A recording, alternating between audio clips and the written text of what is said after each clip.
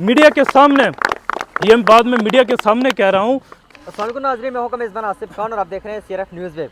इस वक्त मैं मंजाकोट के अंदर मौजूद हूं और हमारे साथ आप देख सकते हैं कि मंजाकोट की यूथ और उनके साथ एडवोकेट राउफ खान जी मौजूद हैं और इनकी क्या कुछ डिमांड है या हम इनसे जानने की कोशिश करेंगे। जी देखिए, मंजाकोट के जो नौजवान हैं, यहाँ के जो युवा हैं, काफ़ी लंबे अरसे से यहाँ डिमांड कर रहे हैं कि यहाँ पे कोई क्रिकेट स्टेडियम होना चाहिए, कि यहाँ के युवाओं को कोई ऐसा प्लेटफॉर्म मिले कि जिससे वो अपने गेम्स को, अपने स्पोर्ट्स को जो वह बेहतर बना सकें और अपने मंजाकोट को और जम्मू कश्मीर को है जो ऊंचे लेवल पे रिप्रेजेंट कर सकें। लेकिन हमारी बदकिस्मती है कि यहाँ पे आज तक किसी भी लीडर ने कोई भी ऐसा प्लेटफॉर्म इन नौजवानों को नहीं दिया, और जिसका नतीजा ऐसे निकलता है कि यहाँ के नौजवान जो ड्रग्स एक्टिविटीज़ जो होती हैं उसमें इन्वॉल्व होना पड़ता है, एंटी सोशल एक्टिविटीज़ जो होती हैं उनमें इन्वॉल्व होना पड़ता है। लेकिन जब कोई युवा किसी को प्लेटफॉर्म नहीं मिलेगा तो वो मजबूर हो जाता है, फिर उसके पास कोई दूसरा रास्ता नहीं है। ऐसी बात नहीं कि यहाँ के नौजवान जो है वो पढ़ाई में इंटरेस्टेड नहीं है, बहुत सारे नौजवान हैं यहाँ के जो MBBS भी के हैं, काफ़ी अच्छी पोस्ट पे भी गए हैं, लेकिन कुछ ऐसे नौजवान भी हैं जो स्पोर्ट्स में ज़्यादा इंटरेस्ट रखते हैं। तो उसके लिए यहाँ के नौजवानों को एक प्रॉपर प्लेटफॉर्म होने की ज़रूरत थी, लेकिन वो आज तक किसी भी लीडर ने कोई ऐसी प्रोवाइड नहीं करवाया। बहुत टाइम पहले मैंने मीडिया के चैनल्स के द्वारा इन युवाओं को भी मैंने बार बार ये कहा था कि मेरे से जितना हो सका मैं अपनी तरफ से कोशिश करूंगा और मंजाकोट में इंशाल्लाह कोई ऐसा स्टेडियम लाएंगे जिनसे इन युवाओं को अपने गेम्स को बेहतर बनाने के लिए जो मौका है वो मिलेगा। तो पिछले कुछ अरसे में मैंने जो अपनी मेहनत करी, जो मैंने कोशिश करी, उसका नतीजा मैं आज इन युवाओं के साथ जो है आप लोगों के सामने रखना चाह रहा हूँ कि मंजाकोट जो पंचायत है उसमें 10 कनाल और 2 मरले जो ज़मीन है, और दूसरी पंचायत जो हयातपुरा की है जिसमें 7 कनाल और 4 मरले,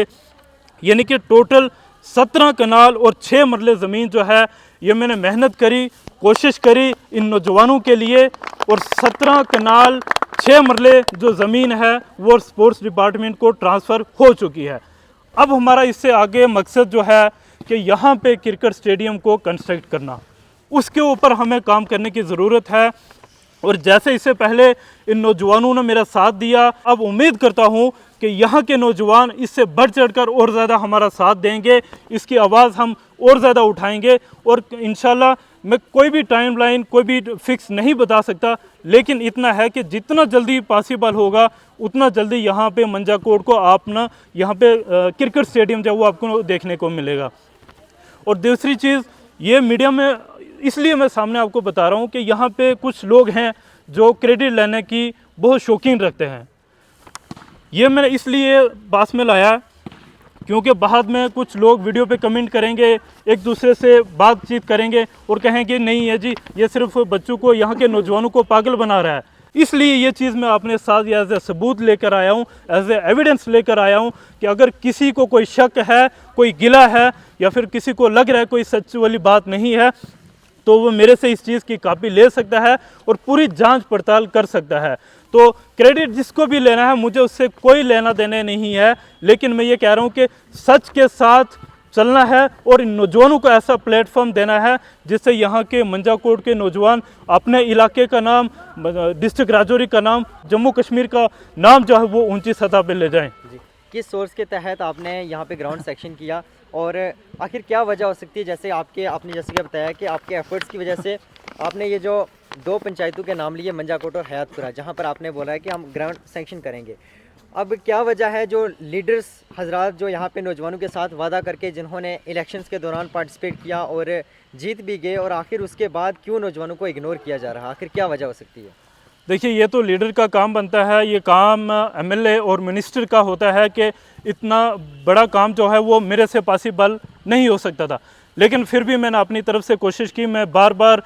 डिपार्टमेंट के पास भी गया, मैं सेक्रेटरीट के पास, बड़े अधिकारियों के पास बार बार गया, और जो पॉलिटिकल लीडर थे उनकी भी हेल्प ली मैंने, और उसके बाद तभी जाके मैं इसमें कामयाब हुआ हूँ। और 50% हमारा काम जो है वो हो चुका है, और इंशाल्लाह इसके बाद जो काम बाकी बचा है वो इंशाल्लाह मैं उम्मीद करता हूँ, इन नौजवानों के सामने ये बता रहा हूँ कि वो काम भी मैं लाकर यहाँ पे रहूँगा। और मैं मीडिया के सामने,